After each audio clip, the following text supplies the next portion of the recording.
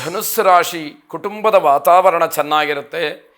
ಮನೆಯಲ್ಲಿ ಅದೇ ರೀತಿಯ ವಾತಾವರಣ ಸದಾಕಾಲ ಇರುವ ಹಾಗೆ ನಿಮ್ಮ ಪ್ರಯತ್ನವನ್ನು ಮಾಡಿ.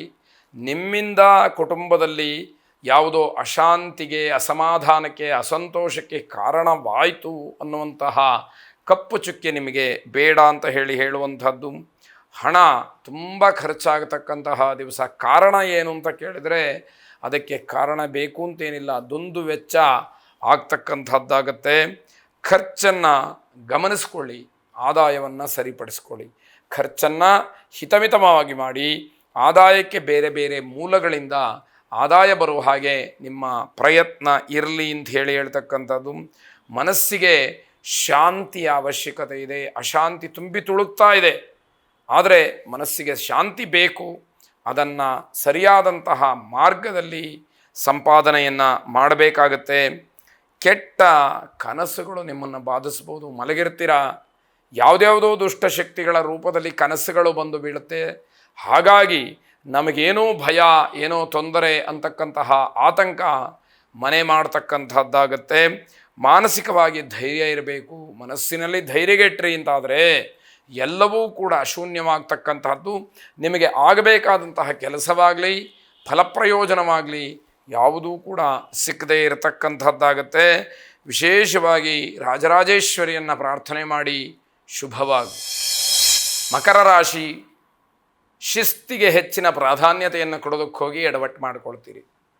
ಯಾಕೆ ಅಂತಂದರೆ ಅವೆಲ್ಲ ಆರಂಭದ ದಿವಸಗಳಿಂದ ಬಂದಿದ್ದರೆ ಮಾತ್ರ ಅದನ್ನು ಅನುಸರಣೆಯಲ್ಲಿ, ರೂಢಿಯಲ್ಲಿ ಇಟ್ಕೊಳ್ಳಿಕ್ಕೆ ಸುಲಭ ಸಾಧ್ಯವಾಗುತ್ತೆ. ಇಲ್ಲ ಅಂತಾದರೆ ಏನೇನೋ ವ್ಯತ್ಯಯಗಳಾಗುತ್ತೆ. ಯಾವುದೋ ಶಿಸ್ತನ್ನು ಮಾಡಲಿಕ್ಕೆ ಹೋಗಿ ಇನ್ಯಾವುದೋ ಹಾಳಾಗ್ತಕ್ಕಂಥದ್ದಾಗುತ್ತೆ. ಆ ರೀತಿಯ ವಿಚಾರ ಪ್ರಯೋಜನವಿಲ್ಲ. ನವದಂಪತಿಗಳಿಗೆ ಸಿಹಿ ಸುದ್ದಿ ಇದೆ. ಹೊಸದಾಗಿ ಮದುವೆ ಆಗಿರತಕ್ಕಂಥವ್ರಿಗೆ ಹಿರಿಯರ ಮಾರ್ಗದರ್ಶನ ಅಥವಾ ಬೇರೆಲ್ಲ ಸವಲತ್ತುಗಳು, ಬೇರೆ ರೀತಿಯಲ್ಲಿ ನಿಮ್ಮನ್ನು ಜನ ನೋಡುವಂತಹದ್ದು ಎಲ್ಲವೂ ಕೂಡ ವಿಶೇಷವಾಗಿ ಇರತಕ್ಕಂಥದ್ದು. ಸಹೋದರ ವರ್ಗದ ಬೆಂಬಲವಿದೆ. ಅಣ್ಣ ತಮ್ಮಂದಿರು, ಅಕ್ಕ ತಂಗಿಯರು ನಿಮಗೆ ಪರಸ್ಪರ ಸಹಾಯವನ್ನು ಮಾಡ್ತಕ್ಕಂತಹ ಒಂದು ಯೋಗ ಈ ದಿವಸದಲ್ಲಿ ಇರತಕ್ಕಂಥದ್ದು. ಮಕ್ಕಳ ಪ್ರಗತಿಯಿಂದ ಗೌರವ ಸಿಕ್ಕುವಂಥದ್ದು. ಮಕ್ಕಳು ಏನೋ ಸಾಧನೆ ಮಾಡಿ ನಿಮಗೆ, ಕುಟುಂಬಕ್ಕೆ ಕೀರ್ತಿಯನ್ನು ತಂದುಕೊಡ್ತಕ್ಕಂತಹ ಯೋಗ ಇರುತ್ತೆ. ಪ್ರೇಮಿಗಳಿಗೆ ಶುಭ ದಿವಸ. ಪ್ರೇಮಿಗಳು ಪರಸ್ಪರ ತಮ್ಮ ವಿಚಾರವನ್ನು ವಿನಿಮಯ ಮಾಡಿಕೊಳ್ತಾ ನಿಮ್ಮ ಪ್ರೇಮಕ್ಕೆ ಶುಭ ಇದೆ ಅಂತ ಹೇಳಿ ಗೊತ್ತಾಗುವಾಗ ದೊಡ್ಡವರ ಆಶೀರ್ವಾದವನ್ನು ಪಡ್ಕೊಂಡು ಅವರ ಅನುಜ್ಞೆಯ ಮೇರೆಗೆ ಮುಂದುವರಿತಕ್ಕಂಥದ್ದು ಬಹಳ ಒಳ್ಳೆಯದಾಗಿರತಕ್ಕಂತಹದ್ದು. ಹಣದ ಕಳವಾಗ್ಬೋದು, ದುಡ್ಡನ್ನು ಕಳ್ಕೊಳ್ಳುವಂತಹ ಸಾಧ್ಯತೆ ಇದೆ. ಜಾಗ್ರತೆಯನ್ನು ವಹಿಸಿ, ಗಾಬರಿ ಪಡಬೇಕಾದಂಥದ್ದು ಇರುವುದಿಲ್ಲ.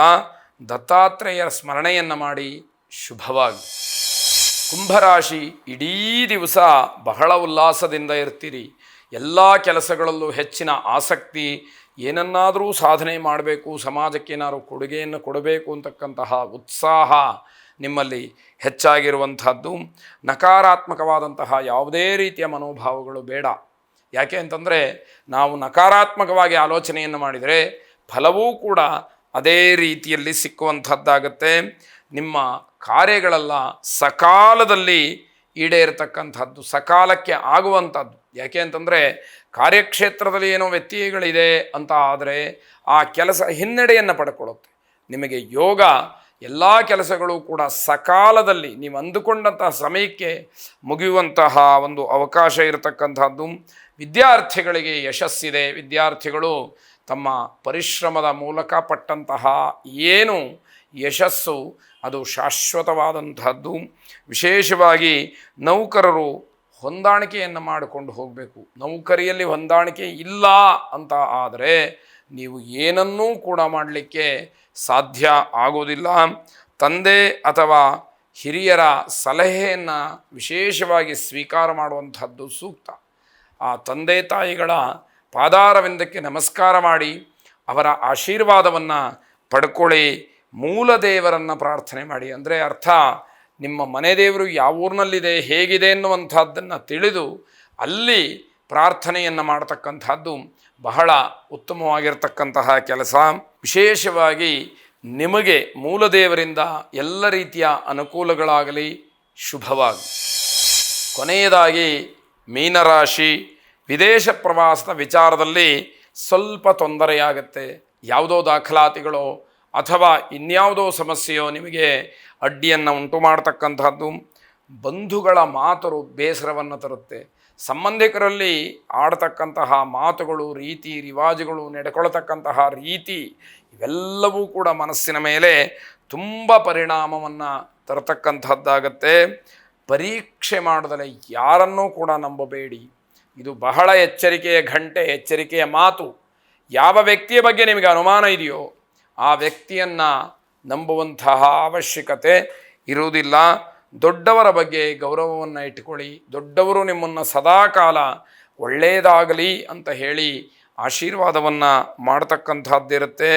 ಕಾನೂನಾತ್ಮಕವಾದಂತಹ ವಿಚಾರಗಳು ಸ್ವಲ್ಪ ಜಟಿಲವಾಗುತ್ತೆ, ಅಂದರೆ ಗಟ್ಟಿಯಾಗುತ್ತೆ. ಕಾನೂನಾತ್ಮಕವಾಗಿ ಹೋರಾಟ ಮಾಡಿಯೇ ಅದನ್ನು ನೀವು ದಕ್ಕಿಸಿಕೊಳ್ಳಬೇಕಾದಂಥದ್ದು. ಮನಸ್ಸಿಗೆ ಬೇಸರ ಮತ್ತು ಕೋಪಗಳಾಗತ್ತೆ. ಮನಸ್ಸಿನ ಮೇಲೆ ಕೋಪ ತುಂಬ ದೊಡ್ಡ ಪರಿಣಾಮವನ್ನು ಬೀರತಕ್ಕಂಥದ್ದು. ಅದರಿಂದ ನಿಮಗೆ ಬೇಸರವಾಗ್ತಕ್ಕಂಥದ್ದಾಗತ್ತೆ. ನರಸಿಂಹೋಪಾಸನೆಯನ್ನು ಮಾಡಿ ಶುಭವಾಗಿ.